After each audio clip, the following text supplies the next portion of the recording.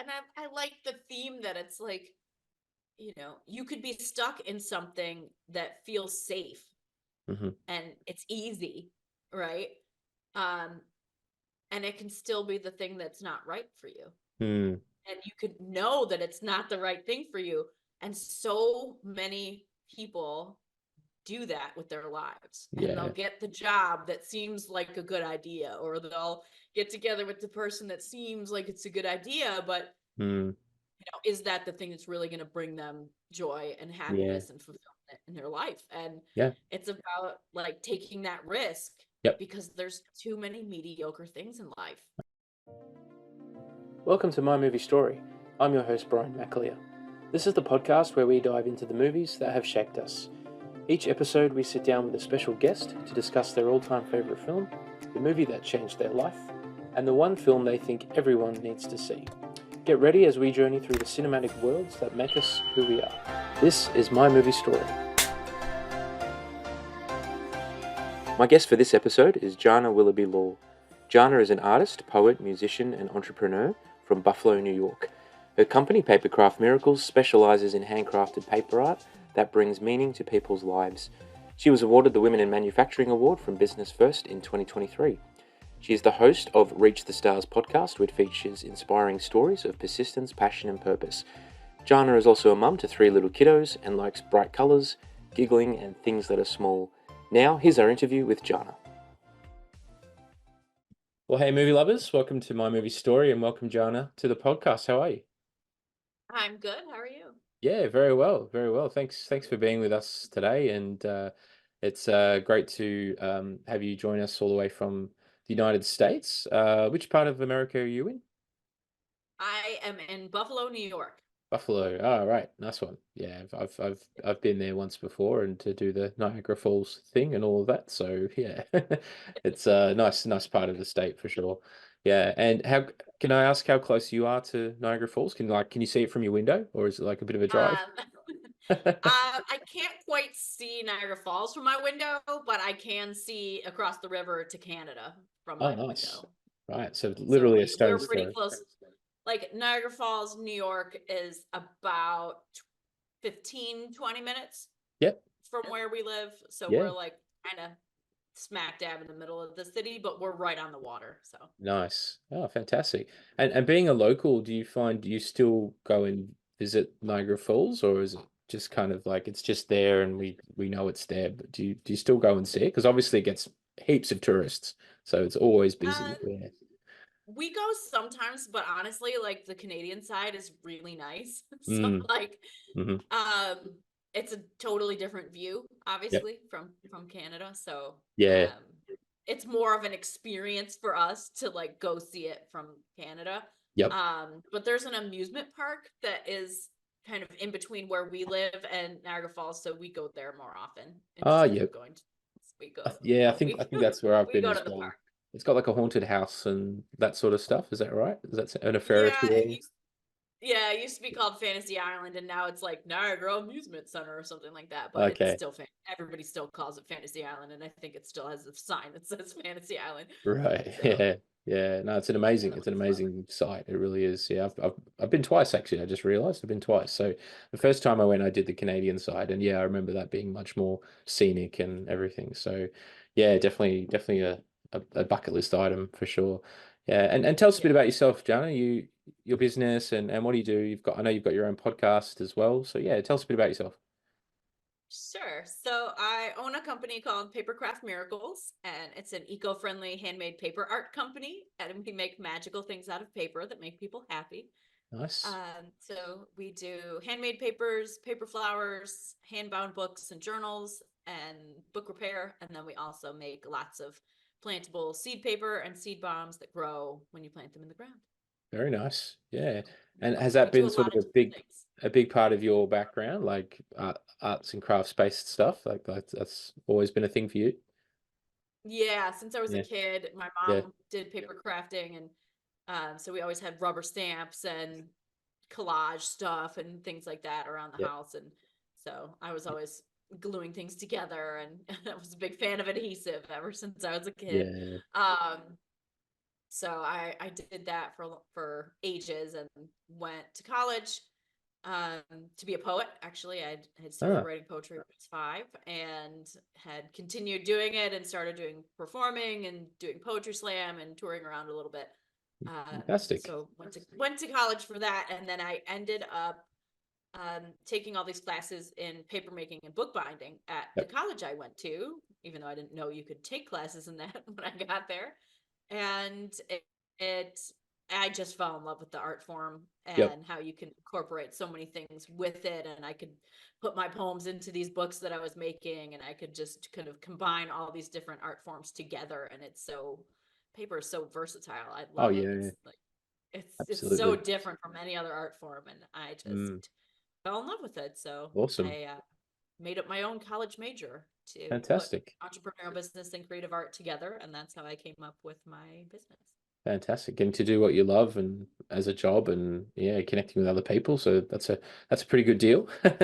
Yeah. And Yeah. with your poetry, have you got something you could share with us now, like a quick poem that you could recite or Okay, I'll read this one. Um, it's called "The Moon Is Out There." Sometimes when I look up through the skylight in my bathroom, the moon is there, bold, bright, inviting. And it's easy to see my way around the toys and piles of clothes on the floor at night.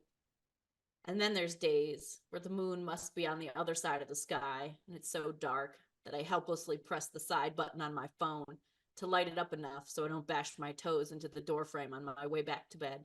And then there's days where I expect the darkness, try to memorize the maze while the light is still on so I can see it in my mind's eye once I've gone and switched it off. But then I look up towards the skylight, expecting to just see faded black, and I'm reminded that the moon is out there somewhere, not quite in my view, giving me a glint of guidance to make my way through the dark. Ooh, I like it. I like it. Very vivid. Yeah, I could sort of picture all Yeah, of that and this big bright moon shining through the house and everything. Very cool. Thank you. Thank you for sharing that. yeah. Yeah. I like to write poems that like sound like they're about one thing, but really they're about so much more than Mm, that. that's right. Yeah, it's a bit of a surprise. Yeah, that's really cool. Yeah, and you've got your own podcast as well. What's that called, and where could people check it out if they wanted to check it out? It is called Reach the Stars Podcast. Yep. You can listen to it on all of the podcast platforms and on YouTube. You can watch the videos. I have it all linked on my business website at papercraftmiracles.com/reach the stars podcast. Or if you just go to the website, click the media tab, you'll see the podcast in Awesome. there. Excellent. It's the We'll only definitely share the links and people can go and check out a bit more about what you do. So very cool, very interesting background and a really smart way of, putting craft and creativity together. That's really cool. So yeah, thank you for sharing. And you've got 3 very different films that we're going to talk about today. So let's get into that. So the first film we're going to talk about today is the film that you think everyone must see. And the great thing about this category is people watching and listening for the first time, we don't reveal the title of the film before the episode. It's a bit of a mystery. So they never know what they're going to get. But I think we're going to please a few people right about now. So yeah, please tell us, what is this movie, Jana, that everyone must see and why? I think everyone needs to see Wayne's World. I love it. um, It's Wade. This is definitely the type of place I'm gonna get when I move out of my parents' house. It's Garth. I love you, Garth. If she were a president, she'd be Abraham Lincoln. It's a movie. We're not worthy! We're not worthy! Wayne's World. Hi, Wayne. It just might be the greatest motion picture ever made. Are you mental?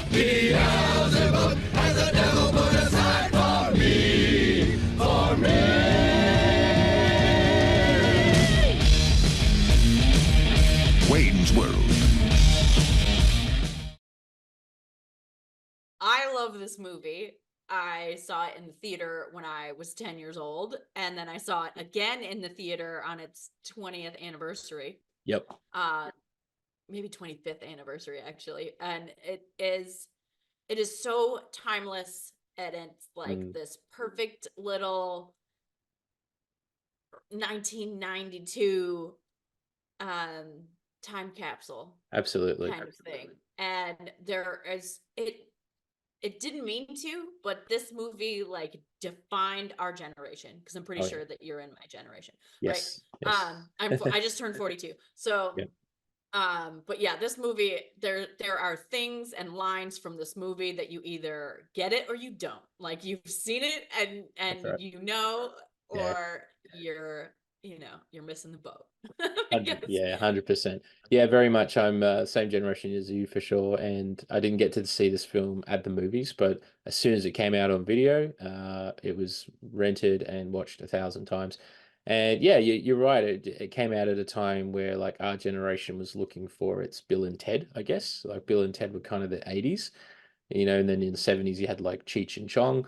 So yeah, it was in the 90s. It was all about Wayne and Garth, right? And then in the 2000s, it's Harold and Kumar, and et cetera, et cetera. So there's all these like duos who kind of pop up, and these guys were great.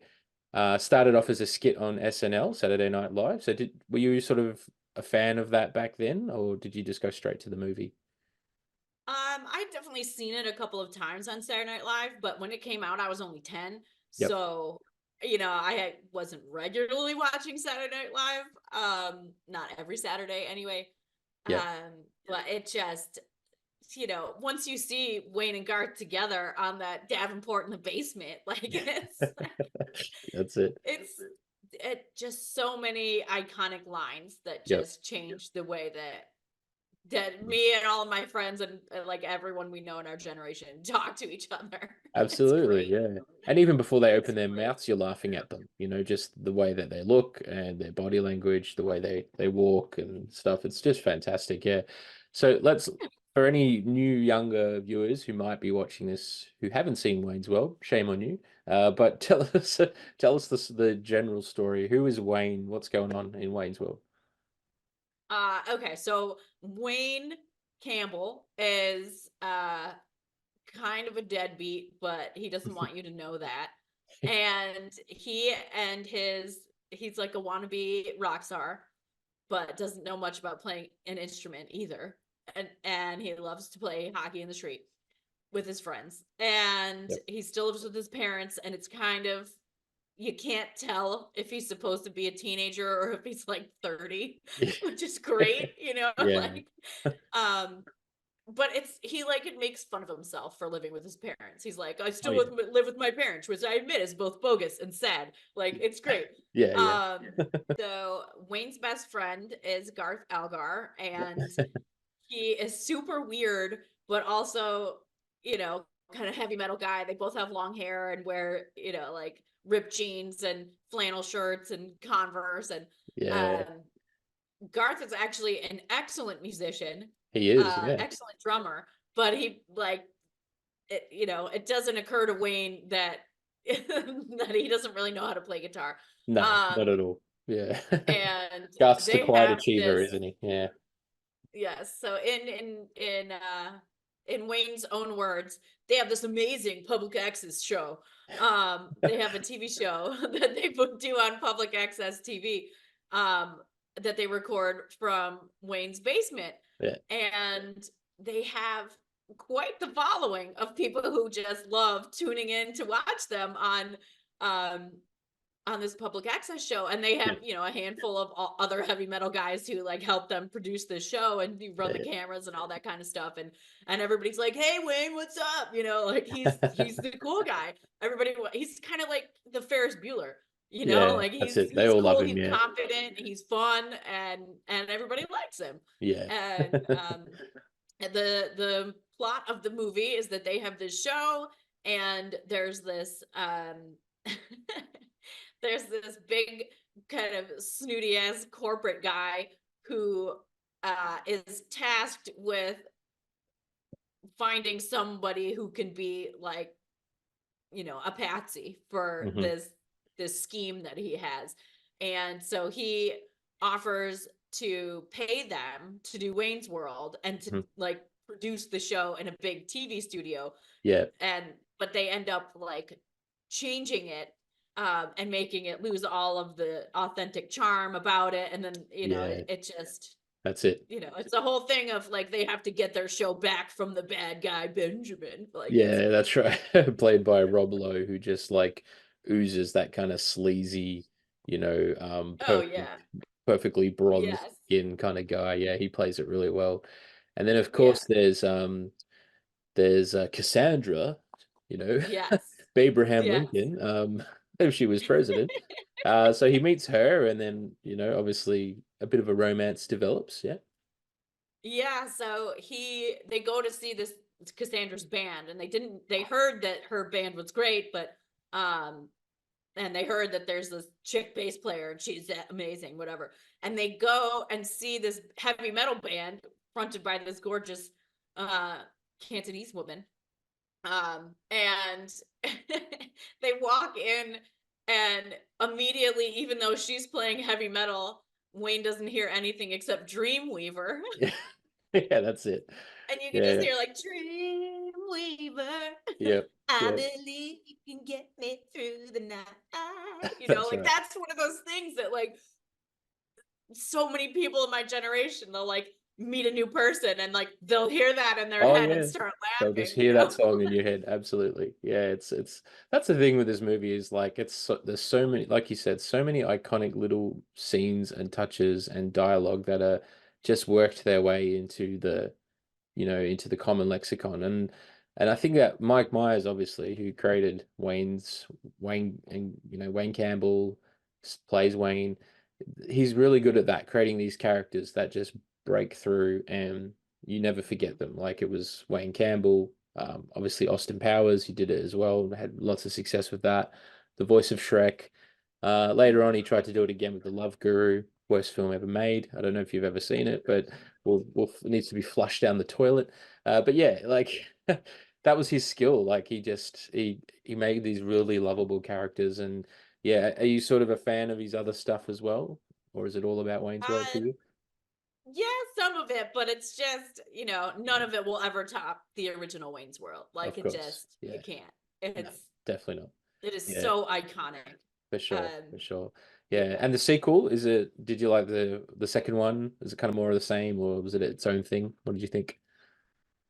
The second one's all right. It's Yeah. all right, but it's not. I think it tried too hard Mm, to be, as cool as the first one. And it just the best part about the first one is that it was so ridiculous, yeah, and yeah. that was just like it was what it is what it is, and you can't improve on perfection, No, like you can't. You can't. Yeah. they could not do a remake and it would not be better. You know what I Yeah, mean? Like, no, hopefully not. Hopefully not. And I know there was sort of rumors of a third one. And I remember back in the 2018 or 2019 Oscars when, Rami Malek won for Bohemian Rhapsody, which is about Queen. And of course, Queen features in Wayne's World in classic fashion. And then Mike Myers and Dana Carvey come out to present an award. And I think they were either dressed as Wayne and Garth, or they were at some awards show at around that time where they showed up as Wayne and Garth. And then the internet went crazy, and it's like Wayne's World 3, Wayne's World 3, right? Because they did a Bill and Ted 3. So they're like they've got to bring Wayne and Garth back. So maybe it could work. I don't know. I mean, they're very much trapped in the 90s. So how would they do it? It would be interesting, but you never know. We'll see. Hey, watch this space. you had to see if Wayne's still living in his parents' house. They're still living in his parents' basement. Yeah, like the recession hit him hard, and he had to move back home or something like that. Yeah, Right, and like And as he said, Cassandra's left him and all this. Yeah, yeah, I mean, he already had this extensive collection of name tags and hairnets. yeah, that's it. That Nothing little I'd call opening a scene. career. I love his narration in the movies. It's great because he's talking straight to the camera. And I Hmm. like the scene in Makita's, that diner that they hang out in, and Ed O'Neill's behind the counter, the guy who works there 24 hours a day. And he starts talking to the camera, and Wayne's like, "What are you doing? Only Garth and I can talk to the camera." And then the camera pans away from him. He's like, "Oh, okay, see ya." So it's great. Yeah, It's a very self-aware film. It knows it's a movie, but it's just a lot of fun, isn't it? Yeah. it's hilarious and Yeah. just so many iconic lines that I say all the time. Yeah. I mean, I remember once a friend of mine was dating this guy and she tried to break up with him and he like wouldn't get the point, like Stacy. And she tried real hard and she was very specific and he just kept showing up. And I told her and I was like, you should just text him like, are you mental? We broke up. Get the net. That's it. Like any situation in life, there's something from Wayne's World you can quote. Yeah. Yeah. Exactly. You know, So like if good. someone tells you that they love you and you don't really love them back, like what do? You say thank you. That's right. You can say I love you and then they'll be like, no, you don't, man. And they'll try to hug you and it'll be weird. So you just say thank you and then they just stop. That's it. That's it. Yeah, yeah. I know I'm guilty of one of the lines I quote, which is probably a little inappropriate, is when they're ordering Chinese food. And and Wade says, yeah, I won't repeat what he says. But yeah, I've done that before where I've ordered some when I've been around with people and they're like, let's order some Chinese food or whatever. And then I've said, yeah, I'll have you know, and then a few people look at me like, hang on, what? What did you just say? Like, Wayne's World. Wayne's There's World. so many of those jokes too that, you know, the first time I saw it, I was like 10 years old and I didn't really get them. And then Yeah. there's other time, like once I watched it again later, I was like, oh, that's why that part's funny, you know, like Yeah, that's it. The jokes work when on they're lots of talking different about levels. which guy in the new big huge TV studio is going to be given the hand cues and stuff like that. Like, it's That's just right. like, I believe I requested the hand job. Like it's Yeah. so funny. It's great. It's great. So smart, so Cracks me well up. written, and it's always funny no matter how many times you watch it. Yeah, it's brilliant. Brilliant. Good old Wayne's World. All right. Well, we might move to the next movie if that's okay, Jana. And this Yeah. is now the movie that you said we're going to change direction a lot here. So, maybe not a laugh out loud film, but that's okay. It's still important. So, this one is the film that you said changed your life or changed your perspective in some way. It's a little known, I guess, art house sort of independent film from the 90s. Another film that I've been introduced to and never knew existed. Anyway, tell us, please, what is this film and what's it all about? It's called Dream for an Insomniac. Step aside, Cindy, because there is a new sheriff in town. So you're gay. Stop being such a pussy. God, why do you have to say that word? You know that I hate that word. Not nearly as much as I do. You need a good wife, you know that, don't you? I'm too young to get married. You were all pussies. Vagina. I mean, can't you just say vagina if you have to say anything, please? Is it just me, or are we having a Brady Bunch moment here? Just not the P word. You know, like, my grandmother, you she know- used to call it a fifi. I mean, isn't that nice? I'm sorry, but that just does not work for me. Eddie Vedder is very much like Bono was a decade ago. Eddie Vedder will never turn into the spectacle that Bono has become. Who's Eddie Vedder? Scared of that. Do you know how disgruntled workers shoot people in the post office? This place is next. It is amazing. Hmm. It has Ione Skye in it and Jennifer Aniston. Yeah, very And- young Jennifer Aniston, yeah. Oh my God, what is that guy's name? Mackenzie Aston, I think. Yes, Mackenzie Aston. That's right. And so it centers around this cafe that is called Cafe Blue Eyes, and it's like a Frank Sinatra old school themed Yep. coffee shop Hmm. in San Francisco. And the Ione Skye plays this woman named Frankie, whose parents were killed in a car accident when she was a little kid, and she hasn't slept properly her whole life. Yep. Because her parents are dead. And they used to sing her to sleep when she was little, and she Hmm. was raised by her uncle who owns the cafe. Yep. And her cousin works there. And so Jennifer Aniston's her best friend, and they're both aspiring actresses. And when the movie opens, they are moving to LA in like 4 or 5 days from the day that the movie starts. And so they're looking. The uncle is trying to hire someone to take her spot to work at the cafe because she's moving away. And he ends up hiring Mackenzie Aston, who shows up, and he gets hired when Frankie's not there. And then, they meet, and the whole movie's in black and white until they meet. And then all of a sudden, like, his eyes are super blue and then everything becomes color. Yeah, that was a really And cool touch. I like that part. Yeah. it really is cool. And this movie just has like perfection in the dialogue, and Yeah. they spout quotes at each other from famous people back and forth. And Yeah, um, definitely. it's very much that 90s, Yep, kind of art house style of just for quoting sure. amazing lines back and forth at each other. And Yeah. it's a story of falling in love but still pursuing your passions, Hmm. and not giving that up even though there's heartbreak involved. Yeah. And I just love the way that this movie plays out, Yeah. where it has this very, very amazing theme. It's like you meet somebody and they definitely have that love at first sight type of thing. Hmm. And then Yep. trigger, like not trigger warning, but like spoiler alert, right? Yes. He has Spoiler a alert. girlfriend. Yep. He has a longtime girlfriend who he doesn't say anything about, and they've been together a long time. He's a writer, she's going to law school. They just have this safe relationship, the Yep. two of them. Yeah, very predictable. And it's safe, it's kind of boring. And then he meets Frankie, and he's like, oh crap, like this is definitely what I want, but I'm, in this relationship, and I don't Yep. want to rock the boat, and I don't want to do this, and I don't want to do that. And Frankie really pushes him Hmm. to be like, hey man, life is short. My parents are dead, and like I Yeah. know how fast it can go. Like why would you waste your life with someone who doesn't fill you with joy as soon as you see them? And Hmm. like that's the reason that this movie really changes people, I think, Yeah. because Yeah. one of my absolute favorite lines that she says to him in this movie, they're walking on the beach and she's moving out of town. They only known each other for like 3 days, and Yep. she's about to move out of town.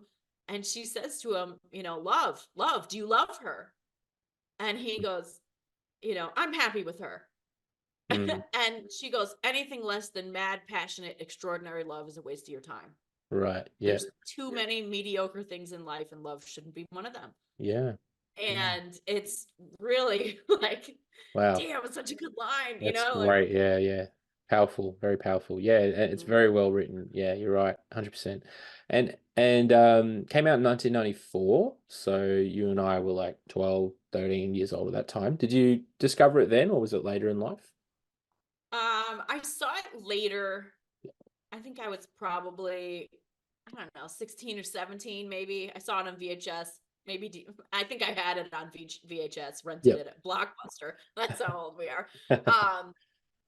But it's the first time I saw it, I was like, oh my God, like I was like, I want a blue eyes, like just show up.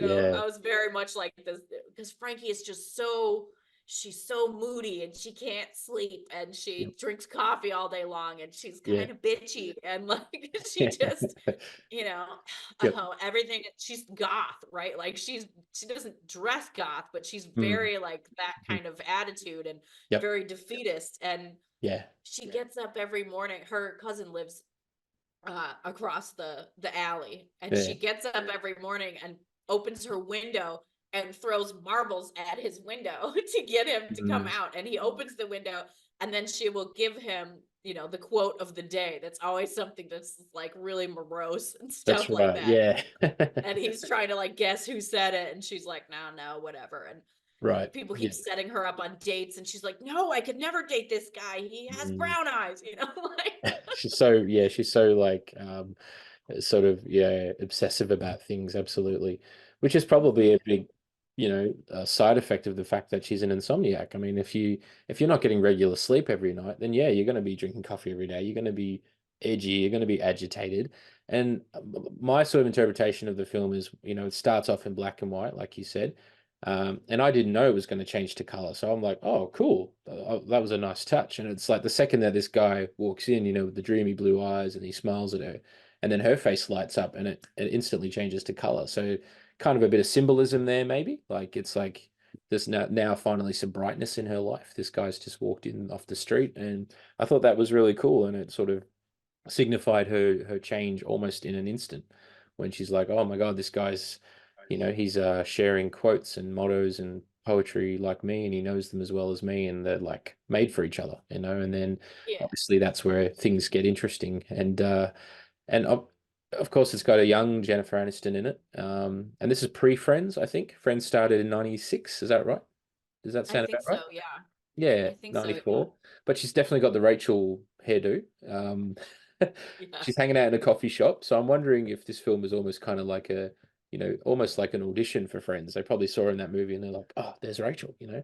I don't know. Like Yeah. that could be sort of how she got helped her get the part, maybe. But yeah, and I guess your connection to it, you know, you said you sort of saw it as a teenager and everything.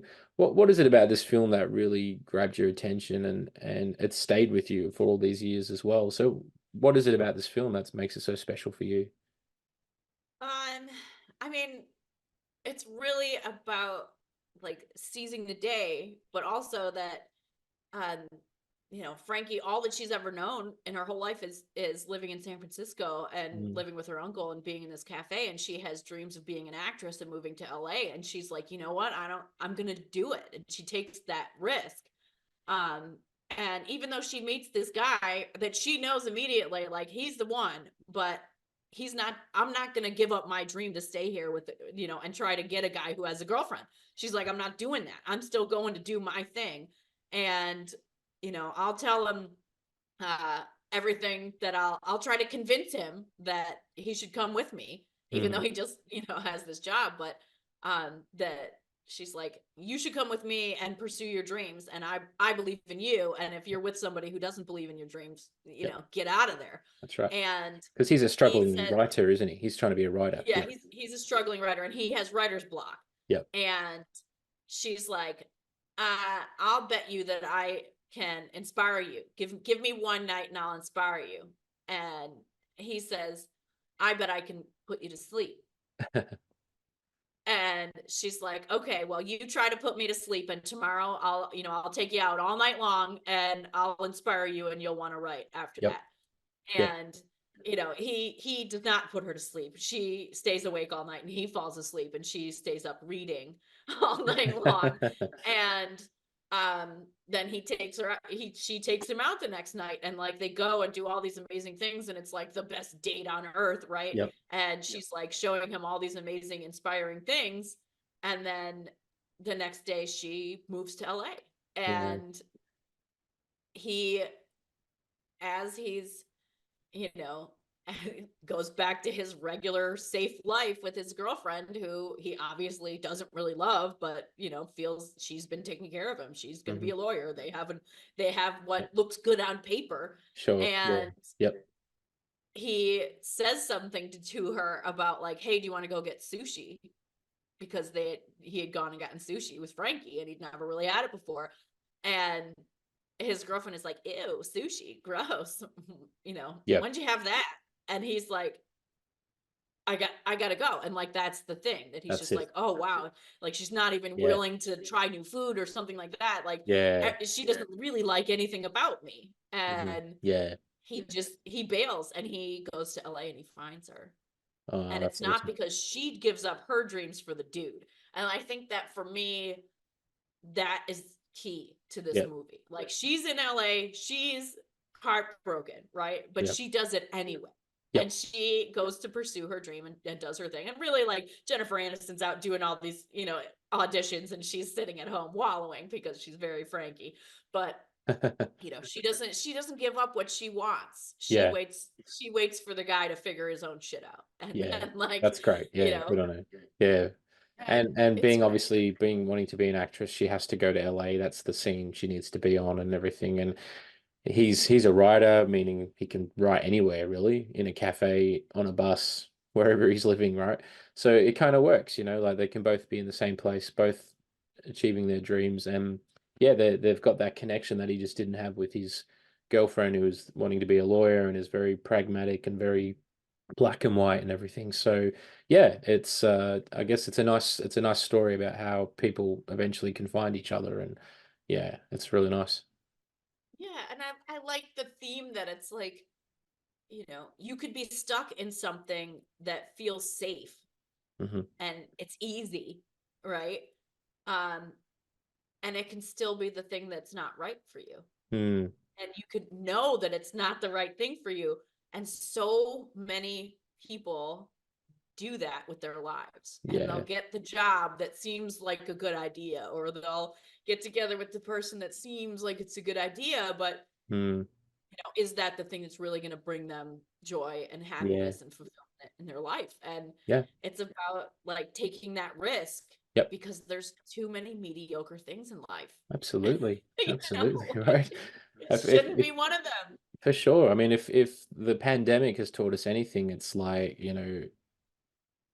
nothing is for sure in life. There's no 100% certainty in anything. Like we saw that, we all lived through it, right? And you found in that time people were like really started to reevaluate their lives and think about, well, what do I want to do when we come out of this, when we eventually get out of it. And some people have been able to make that change for themselves, which is great. And it's hard, and it's the good thing about movies is like it shows you that it is possible to change your life. Sometimes it takes, a guy to walk into the cafe to help you realize that, or it's the woman, the free-spirited woman who helps the guy realize you're with the wrong woman and all that. So yeah, sometimes it takes that person to come in who you think might be like challenging you, but is ultimately the person who's going to help you to break free. And all the great lines. I mean, you gotta want to good dialogue. dialogue is lots of good dialogue.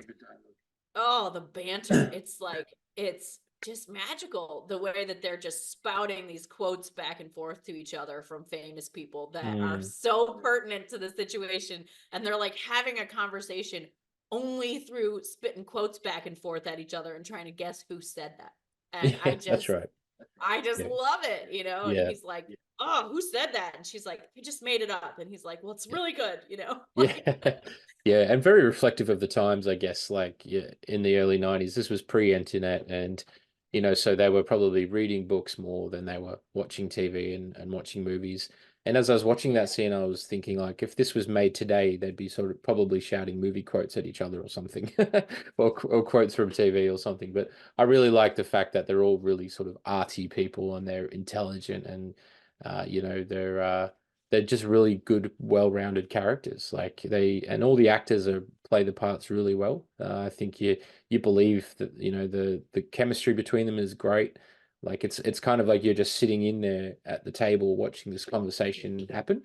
Like it's really it's done in a really natural way, which is great, which makes it really watchable. I also really like that, although this movie came out in 1994, that her cousin is gay and he's closeted in the movie.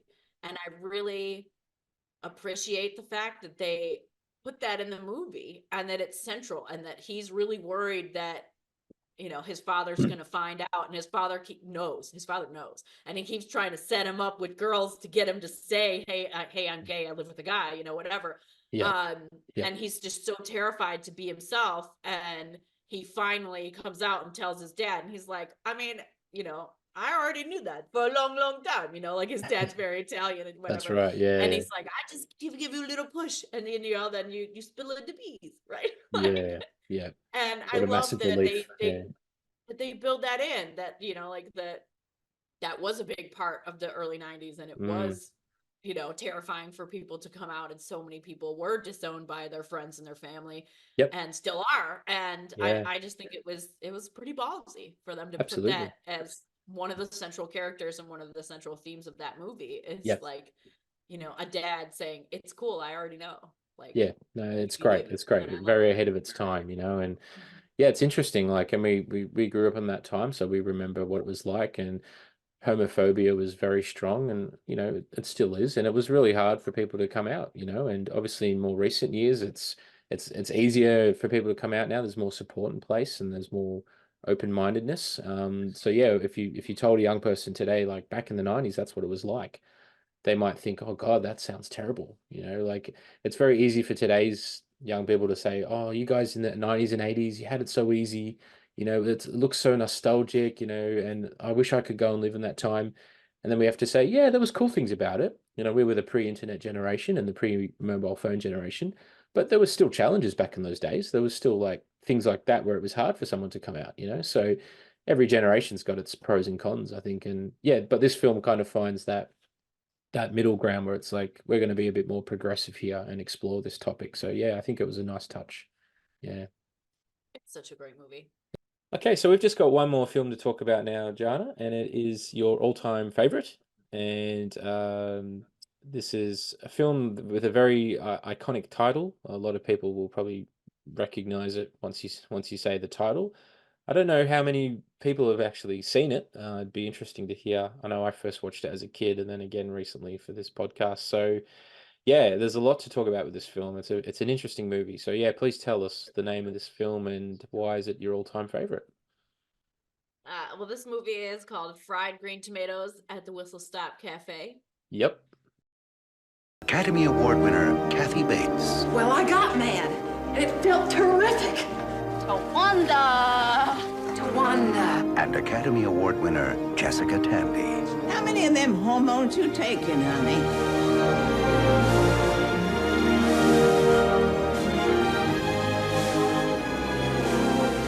You didn't kill Ed now, did you? Not yet.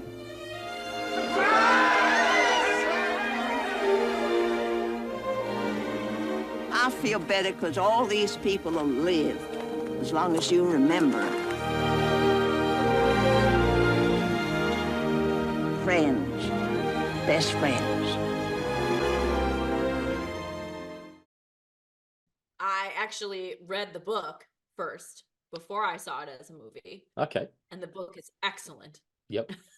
It's excellent. Yep. Is that a I know book this you would have read this in is all high about- school, or was that like a high school book, or just in your own I time? didn't read it for school. No, No, my okay. mom had it, or my stepmom had it, or somebody was Mm. like, "Oh, this is such a good book. You got to read it." Mm. So then I read the book, and then I saw that they had the movie, and I was like, "Oh, I'm gonna watch this movie." And I mean, yep. it's a really interesting setup for the way this movie and this book were put together, because it starts out with there's these characters and you really don't know why you know about them, which is cool. And it ends up the main character of the movie in the present is Kathy Bates. Yep. This woman whose character's name is Evelyn Couch. Yep. Great name. And she's very much like this kind of like heavyset homemaker who has just, lived to be a homemaker, and she's Yep. miserable, and she's Yep. starting to go through menopause, and she's really just like she's having a rough go of it. She's on the Yeah. struggle bus. Yep. And a pretty she has lousy been going husband. Yeah. yes, Yeah. she's got he's not terrible, but he's, Yeah. typical husband, right? You sure? Yeah. And she has been going to the nursing home to visit her husband's aunt, I believe. Yeah. In the nursing home. And then while she's there, the aunt like hates her and is always like cruel to her and is just like being Yep. mean to her, but she still shows up and hey, how's it going, Yep. tries to show up and like be the good person and Yeah. visit this lady in the old folks home. And while she's there, she ends up having a conversation with this woman, and who she's not related to at all. And this woman ends up telling her the story of her family and where she came from. And the bulk of the story is about this woman's family. And Ninny, her name is Ninny Yep. Threadgood. And her, it's weird because like in the story, you never like when the story goes back in time, when you see her family members when they're young, Ninny's never in the story. Yeah. She's all like, you never know who her character is or how she's quite related to everybody. Yeah, that's right. She's just in it, right? And like, Yep. so it's always kind of magical where you're hearing this story where she's talking about Idgie Threadgood and who is a total tomboy, and she doesn't follow any of the conventions of what little girls should be, and then she grows up and she doesn't follow any of the conventions of what grown-up ladies should be. And she pushes the envelope, and she, hangs out with the guys, and she plays poker, and she, She's great. doesn't care Yeah. about any of that kind of stuff, and nobody messes with her. That's it. And she ends up meeting this woman named Ruth Jameson, and they become immediate fast friends. And Ruth is very ladylike. She is the ultimate lady, and Ruth is married to this abusive jerk who beats the crap out of her. Yeah.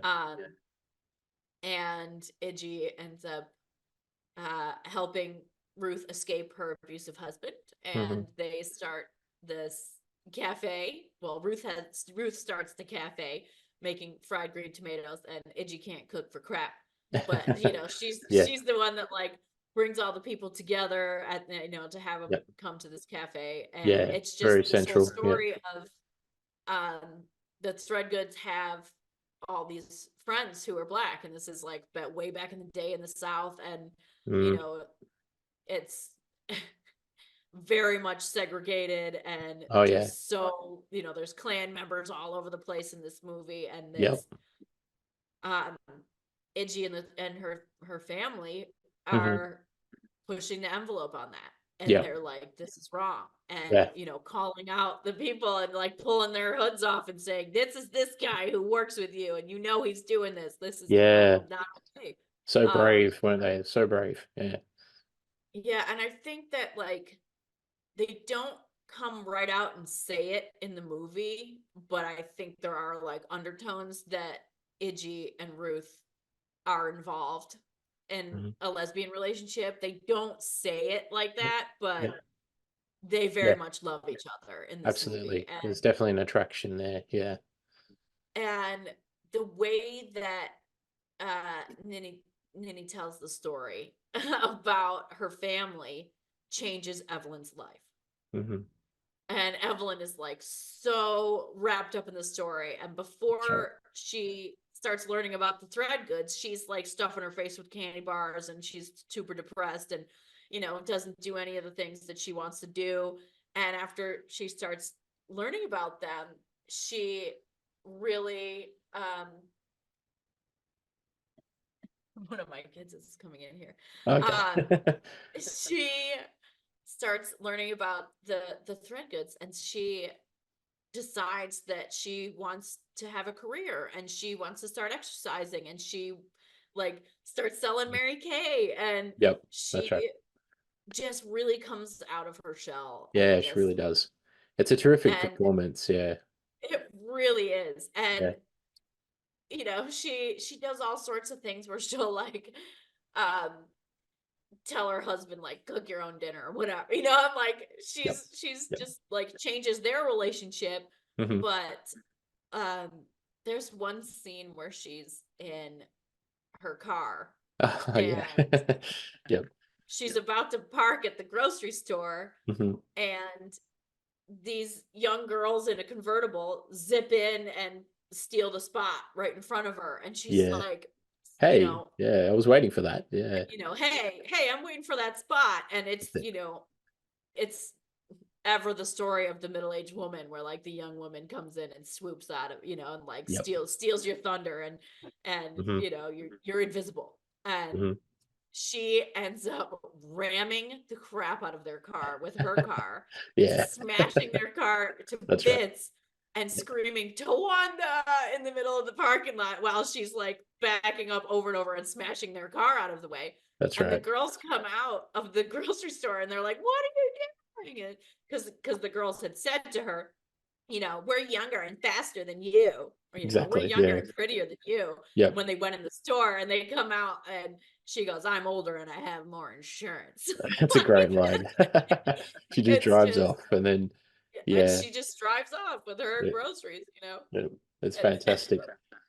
And this is a really multi-layered film, like, because deals with a lot of different issues, you know, and it starts off with the girl when she's a child and she witnesses that tragic accident involving Chris O'Donnell, who's in it for about 5 minutes, and then and then it jumps to her as a young woman, and then it goes back and forth to Kathy Bates's character visiting Jessica Tandy at the hospital, and yeah, it was this was a couple of years after they had both won Oscars, I think. So Jessica Tandy won for Driving Miss Daisy, and then Kathy Bates won for Misery, which is like one of the best performances ever. But she completely different character here. Like I was, you know, Kathy Bates, like she's such a good actress, you know, and you see her really evolve. Like you said, she gets so wrapped up in the story, and it helps her be, you know, courageous and become this free spirit and everything. And then in the background of the other story, in the past, there's also a bit of a mystery to it as well. And a bit of a disclaimer here for anyone watching or listening, spoilers ahead. But yeah, you know, we chatted about this before, and I think it's worth mentioning. But yeah, we are going to reveal a few spoilers. So just on that note, do you want to talk a little bit about this sort of murder mystery that's a part of the story as well? Yeah, so Ruth's abusive ex-husband Frank is really terrible. Not only is he a Klansman, but he's also a wife beater. And it's just awful. Yep. And like throws her down the stairs when she's pregnant, and it's like really he's horrible. Oh yeah. And psychopath. he is always threatening to come and take the baby away. Yeah. Because Ruth has the baby after she gets away. And he comes to take the baby one night, and Sipsy, and so there's two characters, Sipsy and Big George, who are technically they're the cooks at the restaurant, but they're also very close family friends with the Threadgoods. And Sipsy is Big George's mother, and she is watching the baby while there's like a big town hall, like a variety show is going on. And so most of the people in town are at the variety show, and Sipsy is staying home watching Ruth's baby. And Frank shows up drunk trying to take the baby. And Sipsy, you don't know the whole time who does it, like who kills Frank, but Sipsy ends up hitting Frank in the head with the frying pan from the cafe, and she kills Frank. And then they push his truck into the lake, and he, you know, Frank just disappears. And it's kind of hinted that they cut him up and they cook him in the barbecue. That's right. They cut straight to George on the barbecue, like chopping big chunks of meat, and you're like, oh, okay. now we're diving into cannibalism as well. This movie's got everything, you know. Right, and like they never explicitly say that that's what they did with Frank, but they also don't say that's what they did with Frank.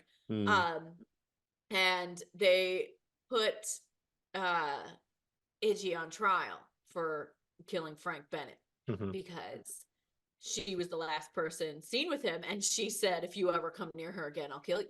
Yeah, that's right. So they have this whole trial where nobody wants to convict Iggy because everybody knows that Frank is horrible or was horrible, and they don't really want to convict anyone of murdering him. But Iggy knows that it was Sipsy, and knows that if it comes out what really happened, that, you know, she'll probably have no problem. And because of who she knows, and because she's you know, a young white lady, she's not going to go to jail for it. But if it came out that it was Big George or it was Sipsy, that they would be put to death. And she was like, I'm not having that happen. So she is found not guilty by a jury of her peers. Because she can prove that she was at the variety show, and you know, she wasn't there. She didn't do it.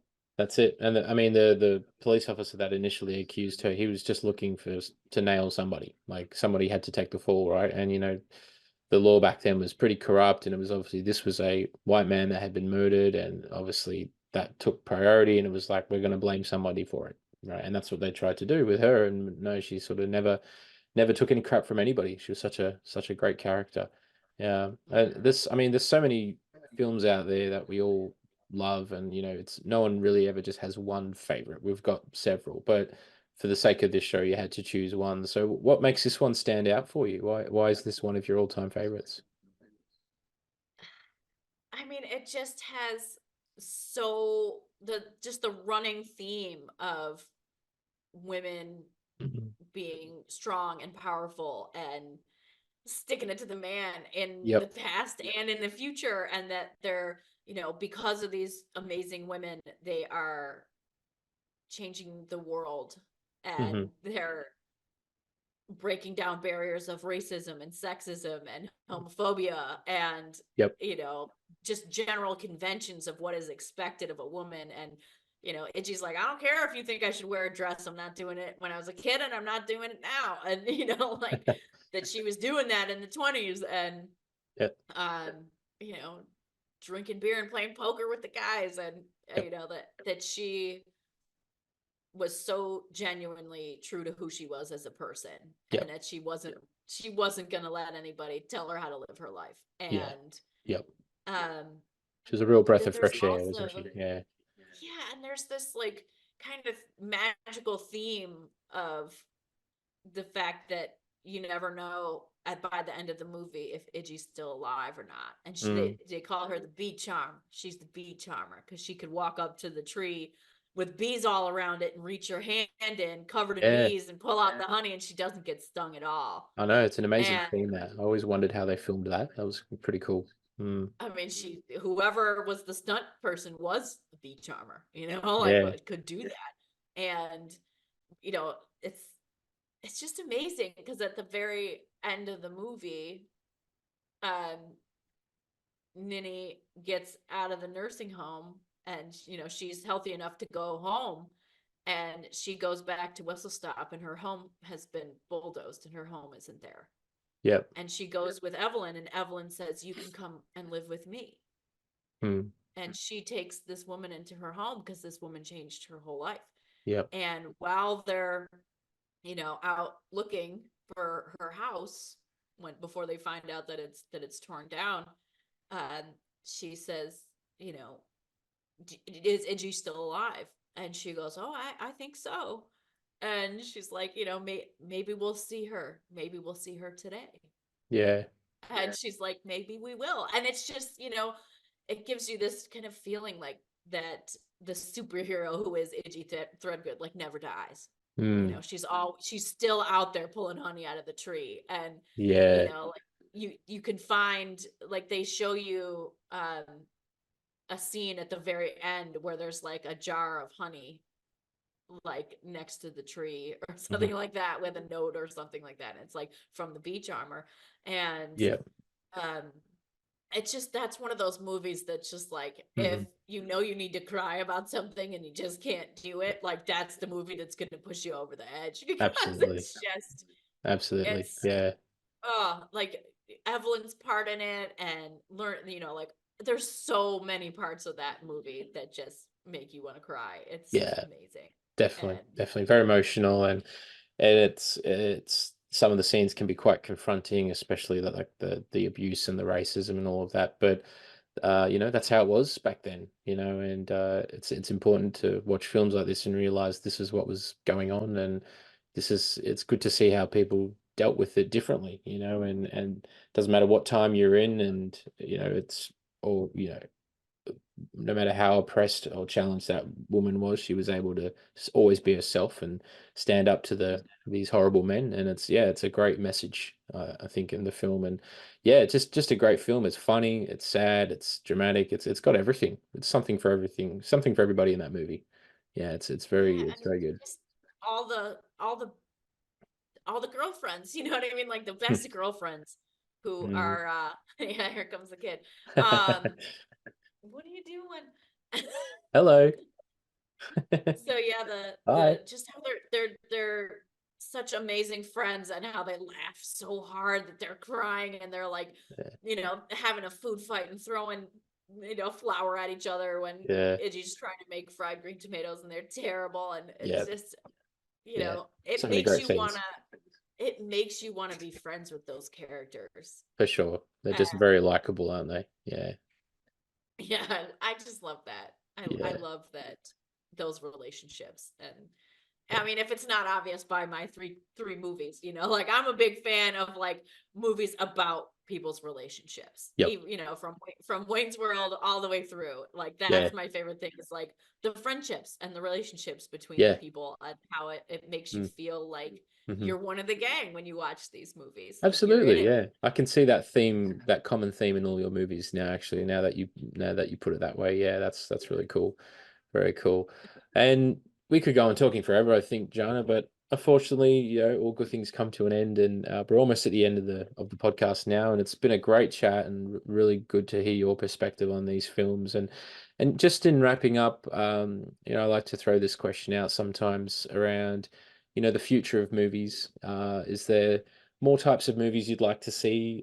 Because obviously movies like we've talked about today, they don't really make them like that anymore, as they say, so seeing more of those kind of films made, or is there any films you want to see less of? Like, yeah, what are your thoughts on that? Any ideas? I mean, most of the movies that I've seen relatively recently are movies made for kids because I have 3 small kids. Of Um, course, yeah. but I really love the trend with kids movies, especially Mhm. like the Pixar movies that have been coming out, and Mm, that they, yes, they're intended for kids, but those movies are 100% written for adults who got messed up as a kid. And, mm, mhm. like there's all these underlying themes of like breaking generational trauma and like healing and apologizing to kids and teaching kids about emotions and Yeah. relationships and how to take care of each other and what's really important. And it's Mhm. no longer like, some creep is coming out of the woodwork and kissing Sleeping Beauty while she's asleep. Like that's Yeah. not the movie that's happening anymore. So No, not anymore. I love that. Um, Even with like remakes that they're making, and Mhm. people are always up in arms, like, oh, the Little Mermaid can't be black. I'm like, she's a mermaid. Who cares? Like Yeah. she So should what? be. That's great. Yep. Like why wouldn't you want a little black girl to be able to see a movie where the main character looks like her? Why wouldn't you want that? Exactly. Exactly. Yeah. Like who says, and I'm like, meanwhile, the entire plot of the Little Mermaid is like terrible. Yeah.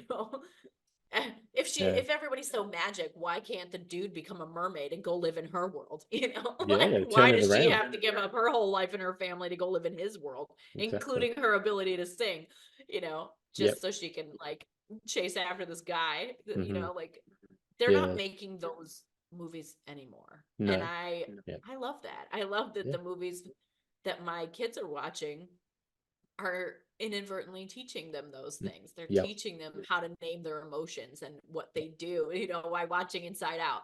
Oh And yeah. it's, teaching them about, Masterpiece. Yeah. you know, from Encanto is all about healing the generational trauma, and also Yeah. about knowing that you have inherent worth just by being a person, not because of what you have to offer. And Mhm. Mhm. that those movies are being made, and that the people making those movies are really being intentional Yes. It's great. about building that kind of stuff. And Yeah. I was just talking about this the other day, that our a friend of mine brought this up, that way back in the day when the very first phone/internet lines were being put up, and they were only used for armies and countries to communicate with each other, Yep. governments to communicate with each other, right? That's right. um Yep. that there were people whose job it was to go out and hang these wires, and they had no idea what they were for. That was just their job, to go do that, right? Yeah. And Yeah. in the same way that they were building the infrastructure for this world that we live in now, Mhm. when they had no idea what this world would ever be like, and they would Yeah. never experience it. Yep. That the world that we are in right now, we're building the infrastructure for a whole different type of emotional communication and Yes. way of living, where people actually give a shit about each other. Yeah. And That's great. we're building that right now, whether we know it or not. That's so And true. like Yeah. our kids are going to live in that world, and they're going to look back and be like, can you believe we used to have a world where people didn't do that? Yep. where people didn't care about each other, where people weren't working in communities, they weren't taking care of each other.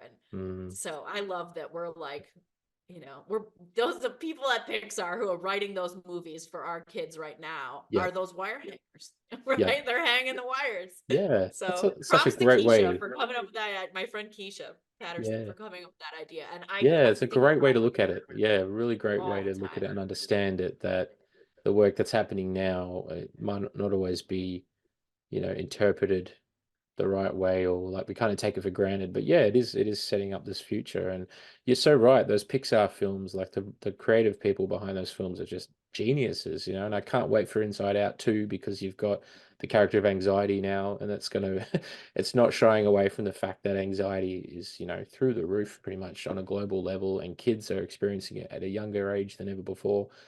So let's explore that in a responsible way, but also make it entertaining and not shame it, you know, not make it a shameful thing. So that's really responsible of them. And I can't wait to see that film and take my daughter to watch it and talk about it with her as well. It's going to be great.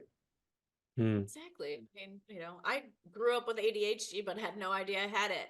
I grew up with anxiety and didn't know I had it until I was an adult, because I didn't have those movies. I didn't have that language, and people didn't see little girls as having ADHD. It was only little hyperactive boys, right? And you know, because of movies like that and posts on the internet and things like that, like I got to have that language, and now I know that all of my kids already know what anxiety is, and my oldest is only 9 years old, you know. I'm like, I think that's amazing that they know what it is, they know how to name it, and they know that it's something that's normal for people, and it's not something to be ashamed of, and that people can talk about their mental health like now, and not be worried they're gonna get fired from a job and whatnot. Like it's a very different world already, even in the last 5 years. Oh, in particular, absolutely. Very different.